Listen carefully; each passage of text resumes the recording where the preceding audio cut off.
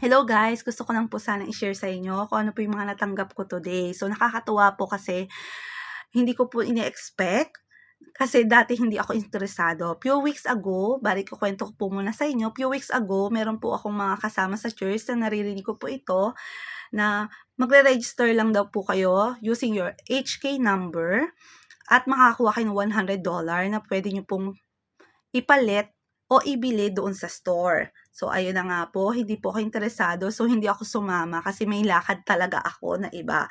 So, last week, meron akong kaibigan sa church na naririnig ko po na pupunta sila doon sa store. So, inaya po ako sumama. So, sumama naman po ako. And then, sinabi nila sa akin na kailangan ko din mag-register sa app. So, ayun na nga po, nag-register ako sa app. Kaya lang ang problema po, hindi ko po ma-register yung number ko.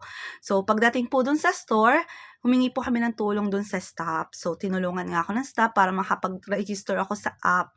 Ang problema naman po ay hindi ko po naman po dala yung HKID ko.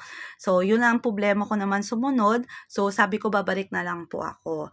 Pero sabi naman ng kaibigan ko, ate, dala mo yung passport mo, pwede mong gamitin yung passport. Kaya lang ang problema naman, wala akong passport din dala-dala. So, ayun naman po, naghahanap ako ng picture ng HKID ko, wala rin naman akong makita. So, ang meron lang ako ay yung passport ko. So, nagtanong ako sa staff, tinanong namin siya kung pwedeng tanggapin yung passport. So, tinulungan naman ako ng staff itanong dun sa kanyang mga kasamahan at in-approve naman po na magamit ko yung passport ko. So, ayun na nga po, nakapag-register ako, na-complete ko yung mga requirements. So, nakakuha po ako ng isang Mastercard. So, eto po, pwede nyo po itong loadan. Pwede ka makapag-send ng remittance using this card. Pwede ka rin po bumili o gamitin din po sa bus. Ito po yung pambabayad nyo. So, eto po. Maganda po siya. Very convenient. So, kaya natuwa naman po ako kasi may nakuha akong ganito. So, ayun na nga po. Sumunod naman po yung 100 HKT sama dollar. So, ayun po. Bali last week po, undecided po ako kung ano pong item yung mga kukuhanin ko kasi hindi ko po talaga alam kung ano po yung gusto ko. So, kanina bumalik po ako at sinubukan ko pong kumuha. So, ang nakuha ko po is isang shoes. Ayan. Ang ganda niya po. So, natuwa ako kasi pagkakita ko sa kanya, talaga nagustuhan ko siya. Last pair na siya. So, wala na silang stock. Wala na rin kasing ibang size. So, kinuha ko na yung nasa display nila. So, size 39. Sinukat ko. Nagkasya naman sa paa ko.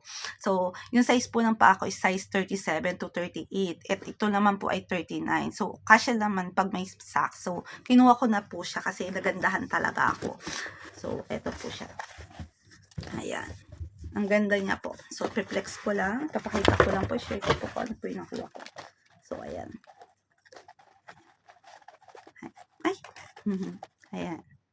Ang ganda niya po. So, size 39. So, ito yung nakaakit sa mata ko, kaya kinuha ko po siya.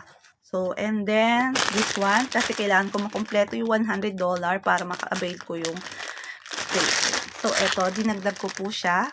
Nag-add lang ako ng 14 HK dollar. So, lahat po ito ay nakuha ko ng $14 lang kasi sumobra nga po ako sa $100 na free.